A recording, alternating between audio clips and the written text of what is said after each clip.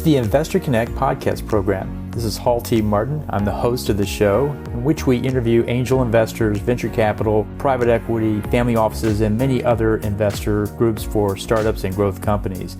I hope you enjoyed this episode. Thank you for joining us.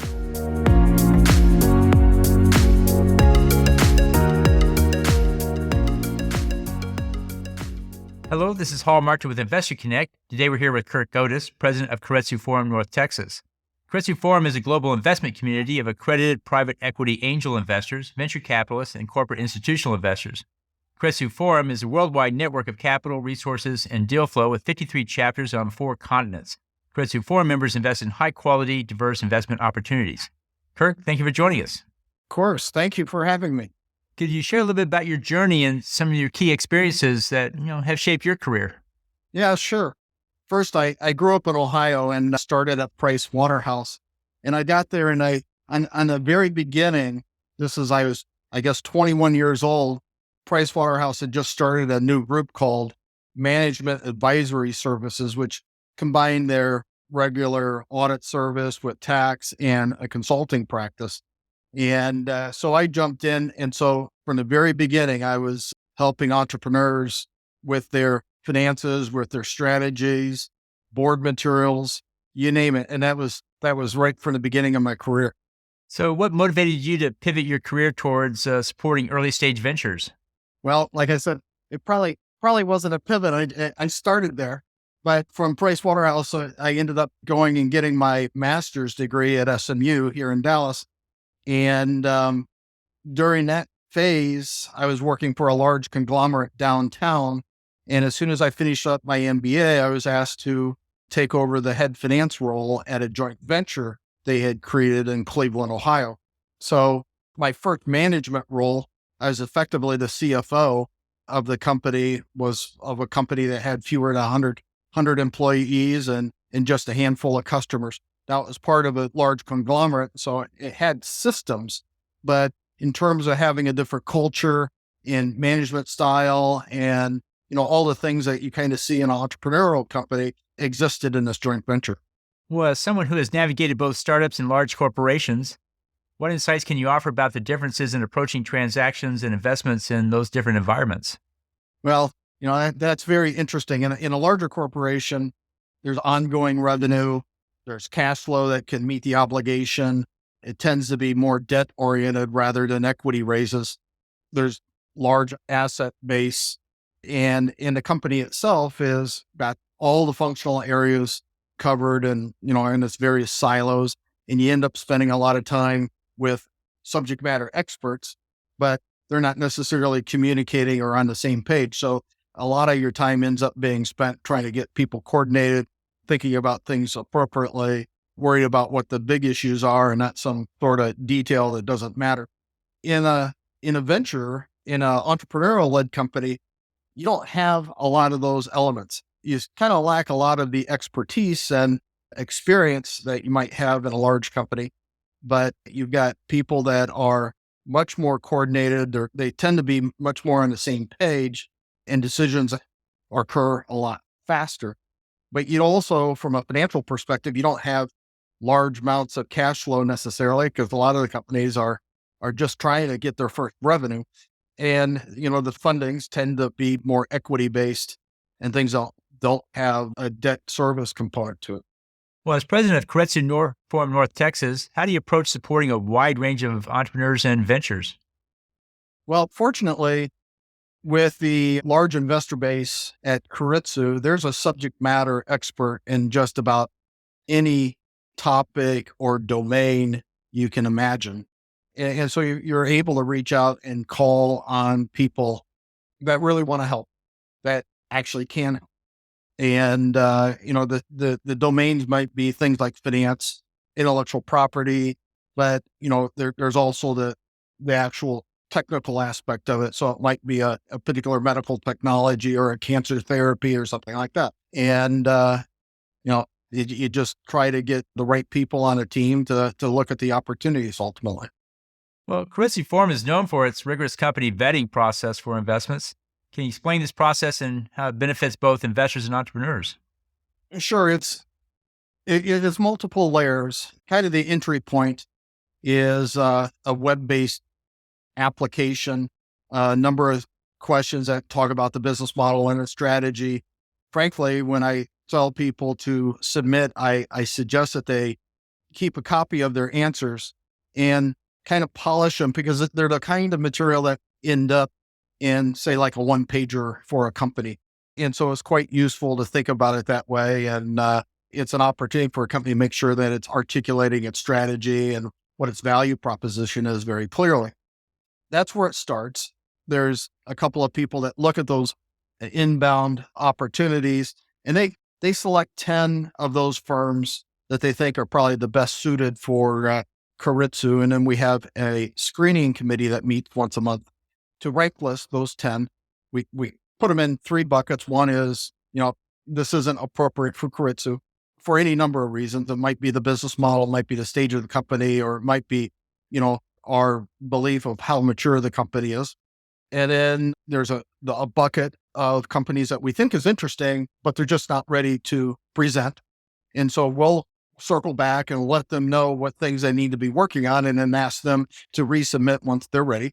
And then there's the other category says, essentially, yes, we want to get them in the broader investment community with our members. And so then the next layer is with the members of Keiretsu that have the opportunity to look at them and they get to decide whether it's interesting enough that they might invest and would like to participate in diligence or if they'd be willing to participate in diligence. And then from that, we form a diligence team and spend, a considerable amount of time putting together a diligence report, which, as you know, Hall, is one of the elements that differentiates Keiretsu as well, is the depth of his diligence. And I tell prospective investors all the time, as you go and you talk in the community about Keiretsu, you're likely to hear people say something about the diligence process and the robustness of the diligence process, which is quite extensive.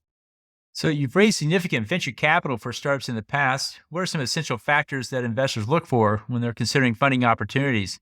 And how can entrepreneurs best position themselves to attract investment? Well, number one is, the quality of the team.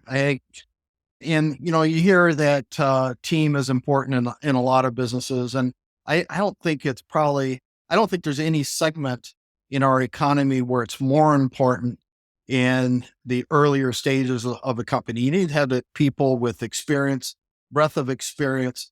And, you can really see that companies that don't have that experience struggle in some regards. They also can make up for it in energy. And they can certainly make up for it if they bring in board members or board advisors to augment a team that might be less mature or have less experience in a particular domain. So it's not that you have to have tons of experience. It's just that makes for a better team. And if you don't have tons of experience, then you need to surround yourself with people in a broader context that do have that experience. Well, given your involvement in international transactions, could you share a memorable experience or lesson learned from navigating the complexities of cross-border deals? I don't know if it's broadcast in the international community so much about the interest of Americans to work quickly in transactions. We tend to have a very legalistic view and want to move through a transaction very quickly, come to agreement and finish it off. And I'd say that the Europeans, and I've done transactions in Ireland and the UK, France, and Italy, and Denmark.